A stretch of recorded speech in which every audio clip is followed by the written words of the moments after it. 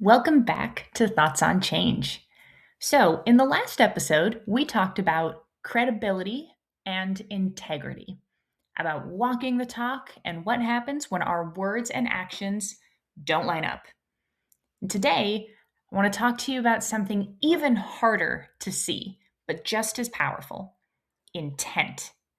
Because if you've ever said or thought, that wasn't my intent, then this episode is for you. Let's dive in. Welcome to Thoughts on Change, where we explore the mindsets and moves that make change feel less like a battle and more like a breakthrough. I'm your host, Kelly Mallory. When we talk about intent, it's really about one question: what's your motive or agenda? And here's the tricky part: your intent lives inside of you. It's shaped by your past experiences, your values, and what you're trying to accomplish. And people don't experience your intent directly. They experience your behavior and then fill in the blanks about your intent. Stephen M.R. Covey talks about this in The Speed of Trust. People decide whether to trust us based on what we do, our actions, and why they think we're doing it, our intent. That means trust, which is a foundation for credibility, is built on about 50% real observable data and 50% made up data, right? The stories someone tells themselves about our motives. And that's where things get messy. There's a classic human bias at play here. We judge ourselves by our intent, but we judge others by their actions. So when something we do doesn't land well, we say, well, that wasn't my intent. But the other person is thinking, well, then why did you act that way? Or then why did you do that? And neither side is wrong. They're just using different data. And in CI roles, this gap can quietly erode credibility. With things like, she's pushing this because she wants control, she's asking questions to catch someone out, or she's just doing this to look good, when your actual intent is to help. And you are pushing this because you see it will fix the problem. And you're asking questions so you can learn and understand. And you're doing this all to make everybody look good. So here's a quick story about what happened with me and what I learned about intention. All right, so a few years ago, I was a continuous improvement practitioner set in a new team and area.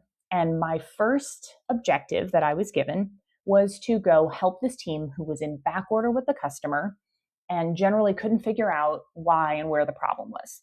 So I did what any good CI practitioner does, and I started by walking the line to understand where the constraint was and what was happening. And so I walked upstream from the closest to the customer upward, and I found it pretty quickly. Mountains of inventory, lots of quality problems. It was a pretty obvious bottleneck.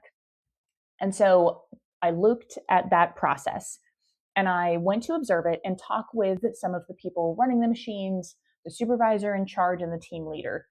And I got 3 different stories about what was happening and what they needed to break that bottleneck or constraint. So from that, right, 3 different stories, I thought, okay, to really understand what is happening, I think I need to implement an hour by hour at this operation. So an hour by hour chart to track every hour what was happening and what problems were occurring. So I could see what was happening and understand a little more clearly what real problems were occurring that were getting in their way. My intention with this was I want to help break this bottleneck so the team doesn't feel as much pressure from external factors to get more output, right? And I wanted to help make the work for those operators easier because we needed to see what problems were happening so that I could actually fix them and help them. Now, here's how they interpreted my actions. Their interpretation was, you want to come in and micromanage us and catch us not doing our jobs so you can reprimand us. You just want to get more work out of us and not pay us more. So you see how this could lead to a problem. Now, in good news, I did work through fixing this, but this taught me a couple of very important lessons about intention. Lesson 1, call out your intentions. Because guess what? People can't read your mind. Undeclared intent gets replaced with assumed intent. And assumed intent is often negative, especially in environments with low trust or past bad experiences, which is exactly the environment I was in during that hour-by-hour implementation. And so eventually I did declare my intentions. I said to everybody, listen, I want to help. My goal is not to give you more work and not pay you as much. My goal is not to micromanage you. What I am trying to do is highlight and understand the real problems so we can fix them to make your lives easier. And that did go a long way. Declaring what I was actually doing was really important. And I'll share with you the most trust building intentions are caring and seeking mutual benefit. Because when people believe you care about them and the outcome, trust and credibility grow faster. But here's the important nuance. If you don't fully care yet, or you aren't sure there is mutual benefit, your best option isn't pretending. It's honesty. Say something like, I want to be transparent about my role here. My intent is to meet this requirement, and I want to do it in the least painful way possible. Or even, I don't have all the answers yet, but my goal is to understand before we act. Because clear intent beats hidden intent every single time. Lesson 2, intent alone isn't enough. You can declare the most caring, collaborative intent in the world, like I had with the hour by hour. But if your behavior doesn't match, credibility disappears fast. Because we judge and are judged by behavior, right? What we directly observe or what we hear about secondhand. And it's very easy to assume bad intent when behavior feels off. So make sure your behaviors and actions match your intentions. So back to my story, I had caring and mutually beneficial intentions, and I had called them out. But I still wasn't getting the buy-in and trust that I thought I would from that. And reflecting back on it, my behaviors did not always match those intentions.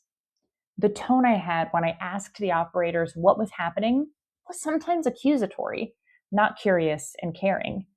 And the frustration that seeped out in my words and body language when they wouldn't fill out the hour by hour demonstrated that I just wanted it done, not that I cared about fixing the problem. So check your behaviors against your intentions and work to make the gap between them as small as possible. And when you are judging someone else based on their bad behavior, use one of my favorite reminders from author J.M. Barrie. Never ascribe to an opponent motives meaner than yours. And words from CI thought leader Karen Ross, assume positive intent. Now, this isn't naive optimism. It's a deliberate choice to remember that we are all imperfect humans, and we are not always good at demonstrating our intentions with our behavior. So bringing it all back together. Integrity is alignment between words and actions, and intent is the why behind those actions. So credibility grows when people can see your behavior and understand your motives.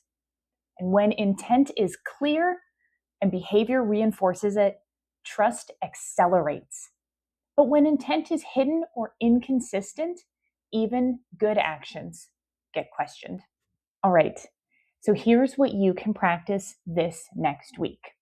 1, examine your motives. Pick one change you're trying to influence and ask yourself why. And then ask why again. Yep, you guessed it. Try using the 5 whys on yourself until you get to what really matters to you. Now, 2, call out your intentions. Before your next conversation about this change, try leading with something like, my intent here is, or this matters to me because, or what I'm hoping for is. And 3, check alignment. So after that conversation, reflect. Did my behavior match what I said my intent was? And where did it drift? And then last, number 4, choose positive intent consciously. The next time someone's behavior rubs you the wrong way, pause and ask, what's the most generous explanation I could choose here? That single question can change the tone of an entire interaction. Now, credibility isn't built by being perfect. It's built by being clear, consistent, and honest, especially about intent. And when we practice this deliberately, we don't just become more credible, we become easier to trust, and that is when we can shift from battle to breakthrough. So let me know how it goes and what you notice when you start declaring your intent out loud. If you're enjoying these conversations about credibility and you want to learn more, go to my website, kellymallory.com.